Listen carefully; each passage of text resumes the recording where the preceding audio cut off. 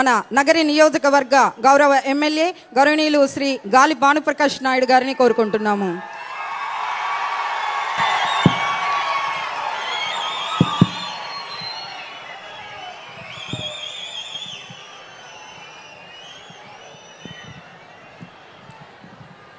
అందరూ బాగున్నారా?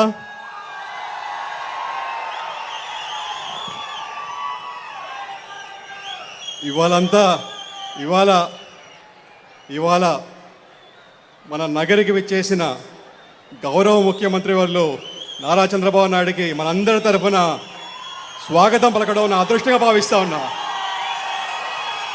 అందరూ గట్టిగా ఒకసారి సార్ కోసం తప్పట్టు కొట్టి స్వాగతం పలకండి.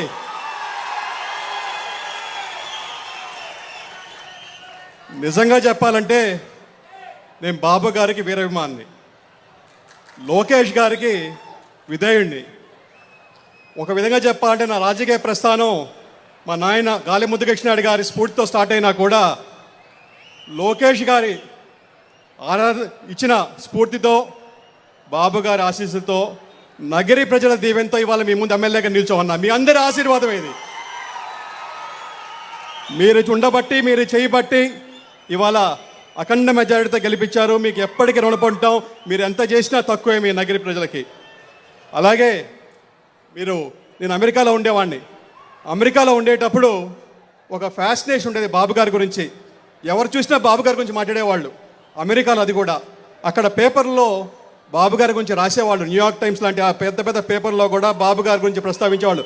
అప్పుడు అనుకునేవాడిని, ఒక రాష్ట్ర ముఖ్యమంత్రి, అది కూడా ఇండియాలో, అక్కడ డెవలపింగ్ నేషన్ అంటారు మనల్ని అమెరికాలో, అలాంటిది మన బాబు గారి గురించి అక్కడ విశిష్టంగా రాసేసేవాళ్ళు. అంటే ఒక forward thinking leader, vision leader, బ్రహ్మాండంగా డెవలప్ చేస్తున్నాడు ఆంధ్రప్రదేశ్ని, ఇవాళ ఆంధ్రప్రదేశ్ రూపురేఖలు మారుస్తున్నాడని చెప్పి వాళ్ళు కోకొల్లలుగా అక్కడే రాసేవాళ్ళు. అప్పుడు అనుకునేవాడిని, అబ్బా మనం గుర్తించలేదు కానీ అమెరికా వాళ్ళు గుర్తించారని చెప్పేది. అలాంటి లీడర్ ఇవాళ మనకి దొరకడం మన చేసుకున్న అదృష్టం. అది నిజంగా చెప్పాలంటే ఇవాళ దేశంలో చాలా పాలసీస్ కూడా సార్ చెప్పిన దాంట్లో ఇవాళ ఆదర్శంగా తీసుకొని చేస్తూ ఉన్నారు. నిజంగా చెప్పాలంటే ఎడ్యుకేషన్ రిఫార్మ్ తీసుకున్నామంటే ఇవాళ మన దేశ విదేశాల్లో చాలామంది పట్టభద్రులు పోయి మంచి లైఫ్ లీడ్ చేస్తున్నారంటే ఆ రోజు సార్ పాలసీ ఒక దిశానిర్దేశం ఇచ్చింది. ఎందుకంటే చాలామంది వందల కాలేజీలు ప్రైవేట్ సెక్టర్లో పెట్టి అందరికీ చదువుకునే అవకాశం ఇచ్చారు. కాబట్టి ఇవాళ ఎక్కడ చూసినా కూడా ఇంజనీర్లు ఉన్నారు, డాక్టర్లు ఉన్నారు. అందరూ కూడా దేశ విదేశాల్లో కూడా స్థిరపడి ఇవాళ అందరికీ సేవ చేసే భాగ్యం దొరుకుతూ ఉంది. మీరంతా తెలుసు. అలాగే మనం చూసాం, ఒకప్పుడు మన ఆంధ్రప్రదేశ్ అంటే రైస్ బౌల్ ఆఫ్ ఇండియా అనేవాళ్ళం, అన్నపూర్ణ అనేవాళ్ళం. ఇవాళ ఆంధ్రప్రదేశ్ అంటే ఐటీ అంటున్నాం, బీటీ అంటున్నాం, ఫార్మా అంటున్నాం.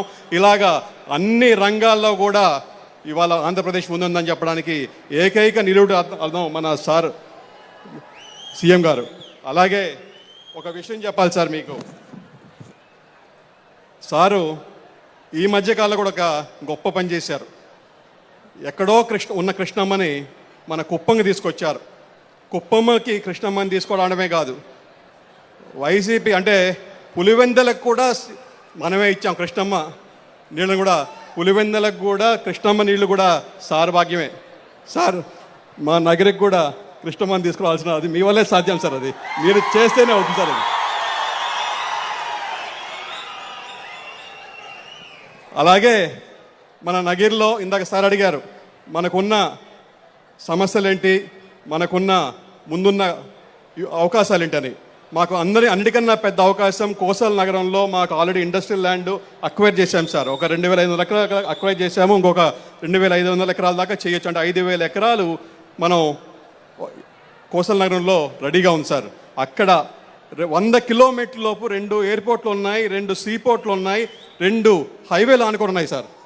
ఎక్కడ కూడా నాకు తెలిసి 3వ ఎయిర్పోర్ట్ కూడా రాబోతా ఉంది. ఇక్కడ నుంచి బెంగళూరు పోవాలని కూడా 2.5 గంటే. ఎక్కడా లేదు ఇంత జాగ్రఫికల్ అడ్వాంటేజు. అది కాకుండా మన నగిరి నుంచి వేలాది మంది రోజు 100 బస్సుల్లో అటు రేణిగుంట కానీ, ఇటు చెన్నై కానీ, ఇటు అరకోణం కానీ పోయి పనిచేసుకుంటూ వస్తున్నారు. వాళ్ళకి కానీ ఇక్కడే కానీ ఉపాధి చూపించగలిగితే ఇక్కడే పనిచేసుకునే ఉండే భాగ్యం కూడా కదులుతుంది సార్. అలాగే